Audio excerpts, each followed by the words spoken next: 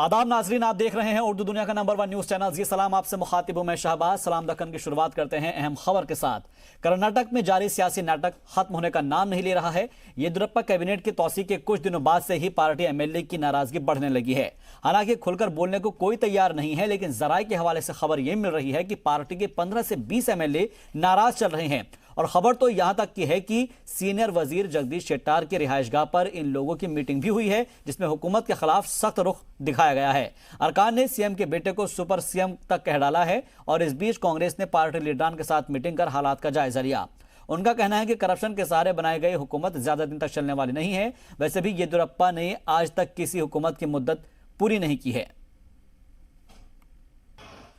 और कर्नाटक की पूरी सियासत पर इस वक्त हमारे जो नुमाइंदे हैं जयपाल शर्मा, वो नजर बनाए हुए हैं। उनसे बातचीत करते हैं और जानते हैं कि वहां पर क्या सूरत हाल है। जयपाल, सबसे पहले हमें ये बताइएगा कि कौन कौन से वो एमएलएज है जो इस वक्त बगावत पर उतर सकते हैं और कौन कौन से अरकान हैं जो नाराज चल रहे हैं। देखिए, जहां तक सवाल है येदियुरप्पा सरकार का, तो ये पहले से ही मालूम था कि जिस तरह से कांग्रेस के लोगों ने जब कांग्रेस पार्टी छोड़ी या जनता दल सेकुलर छोड़ करके येदियुरप्पा का साथ किया था, तो उसके पीछे कहीं ना कहीं उनकी कोई वजह जरूर थी, और वो वजह थी कि उनको मंत्री पद चाहिए था। जो रमेश जारकिहोली का मामला है वो सबके सामने में है, और उसके साथ ही उनके साथ जो लोग आए थे सभी को इस बात के लिए आश्वस्त किया गया था कि उन्हें मंत्री पद दिया जाएगा। लेकिन दूसरी ओर सवाल उठता है कि भारतीय जनता पार्टी के खुद के जो एमएलएज हैं उनकी भी इच्छाएं हैं, उनके भी एस्पिरेशंस हैं। और इस बीच में अभी जो मंत्रिमंडल का विस्तार किया गया तो 10 मंत्रियों को जगह दी गई, और ये सभी वो बागी विधायक थे जो चुन करके भारतीय जनता पार्टी के टिकट पर आए थे। तो लेकर के अभी जो है कुल 6 पद और खाली हैं, जिसको लेकर के एक दरअसल अभी 3 ऐसे और बागी विधायक हैं जिनको मंत्री पद दिए जाने हैं। वैसे में जो है नाराजगी का दौर शुरू हो गया है। हालांकि अभी तक कोई बात उभर करके पूरी तरह से सामने में नहीं आई है, लेकिन हाँ, जो हमारे सूत्रों के हवाले से खबर है कि कई तरह की इस तरह की मीटिंग चल रही है, जहां इस बात को लेकर के एक रणनीति तैयार की जा रही है कि किस तरह से येदियुरप्पा पर दबाव बनाया जाए, ताकि जो कि मंत्री पद जो चाहते हैं उनको इस तरह के पद मिल सके। जी, यानी कि एक प्रेशर क्रिएट किया जा रहा है, और शायद यही वजह है कि जो खाली पड़े हुए ओहदे हैं उसके अंदर उनकी तकर्री कर दी जाए, उनको वो ओहदा मिल जाए। लेकिन दूसरी जानिब जो बाकी जो पार्टियां हैं, चाहे वो जेडीएस हो या कांग्रेस, वो भी इन चीजों के ऊपर नजरें बनाई हुई होगी, क्योंकि हमने देखा है कि पिछले साल क्या कुछ हुआ था। क्या यही चीज दोहराई जा सकती है अब कांग्रेस और जेडीएस की तरफ से? एक बार अपना सवाल फिर से दोहराएं। मैं ये समझने की कोशिश कर रहा हूं, क्योंकि पिछले साल हमने देखा था कि कैसे लोग बागी होकर बीजेपी में शामिल हो गए थे और सरकार गिर गई थी।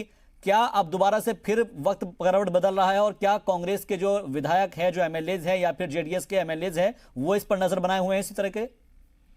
जी देखिए, इस बात से फिलहाल इनकार नहीं किया जा सकता। हालांकि स्थिति अभी इतनी ज्यादा बिगड़ी नहीं है, क्योंकि मैंने अभी थोड़ी देर पहले भी बताया कि चीजें अभी उभर करके बाहर नहीं निकली है, अंदर में जरूर चल रहा है। लेकिन अगर येदियुरप्पा स्थिति को संभालने में नाकामयाब रहते हैं तो जाहिर तौर पर हमें एक बार हो सकता है कि फिर दोबारा उसी स्थिति को देखना पड़े। उस बार जो सूरत हाल था वो जनता दल सेकुलर के मुख्यमंत्री थे कुमार स्वामी, उनके साथ हुआ था। इस बार येदियुरप्पा भी उसका शिकार हो सकता है। बहुत बहुत शुक्रिया हमसे बातचीत के लिए, मजीद अपडेट के लिए जयपाल आपका। तो अब ये देखना है होगा कि आने वाले वक्त में कर्नाटक की जो सियासत है वो किस रुख हो सकती है।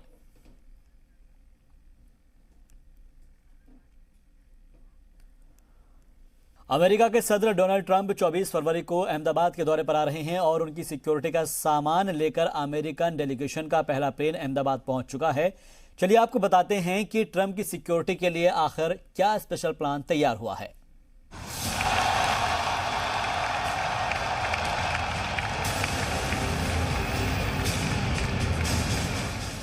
जिस शान और शौकत के साथ पीएम मोदी ने अमेरिका के ह्यूस्टन में हिंदुस्तान का डंका बजाया था, अब मोदी की राह पर चलते हुए ट्रंप उसी शान और शौकत के साथ 24 फरवरी को अहमदाबाद में कदम रखने वाले हैं।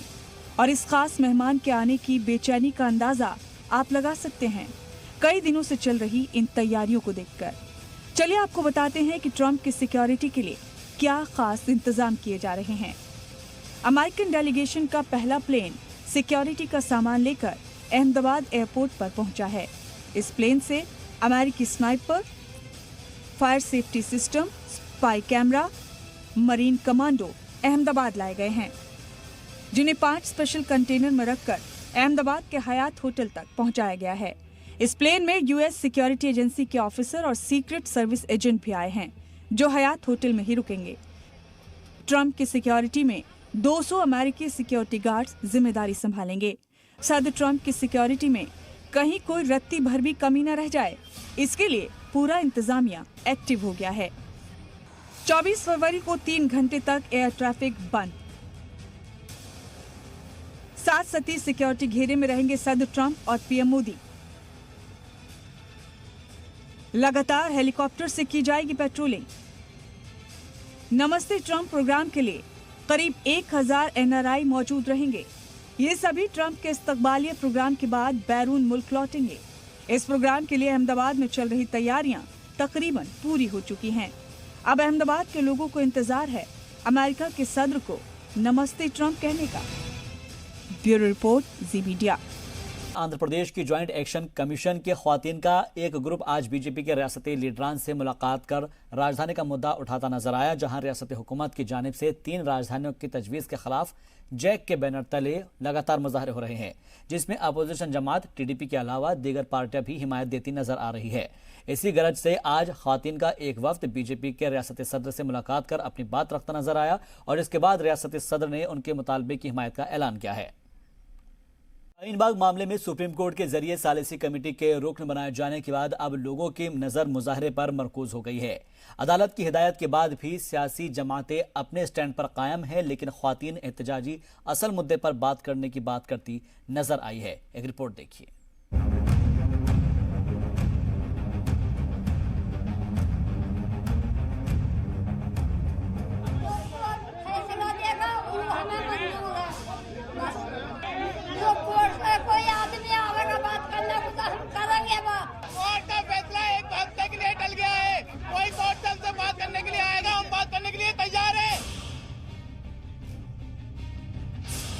सीएए की मुखालिफत का मरकज बन चुके शाहीन बाग की सड़क जाम की मांग वाली अर्जी पर सुप्रीम कोर्ट की हिदायत पर चर्चा शुरू हो गई है।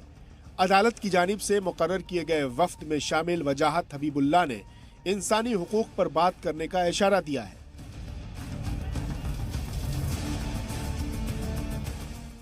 अदालत की हिदायत का हवाला देते हुए उन्होंने कहा कि सीएए का मामला अदालत में जेर समात है, जबकि खवातीन एहतजाजियों का कहना है कि वो अदालत के फैसले का इस्तकबाल तो करेंगे, लेकिन बातचीत हर मसले का हल होना चाहिए। सुप्रीम कोर्ट का भी ऑब्जर्वेशन यही है कि ये जो एहतजाज जो है अमन के साथ पूरी तरह से, तो फिर ये आइन के तहत है, हक है, एक बुनियादी हक है, लेकिन औरों के हक के साथ इसीलिए उन्होंने कहा कि सड़क वगैरह बंद करने की जो बात है वो भी एक हक है एक भारतीय नागरिक का, तो उसमें अगर रुकावट डाल रहे हैं तो उसमें बातचीत करने का यही मतलब है। सीएए के मेरिट्स डिमेरिट्स इसमें हमें कोई बात नहीं करनी है।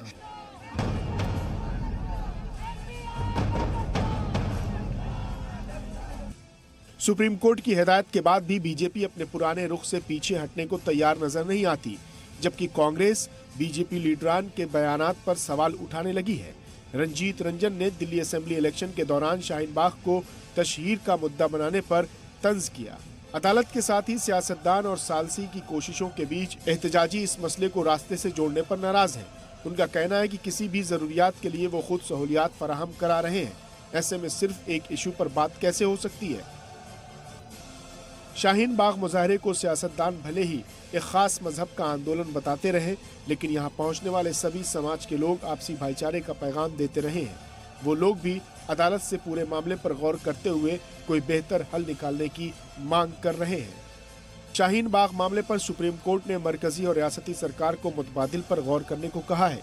साथ ही एक सालसीकार को तकर्रुर कर कोई बेहतर राह हमवार करने की बात कही है।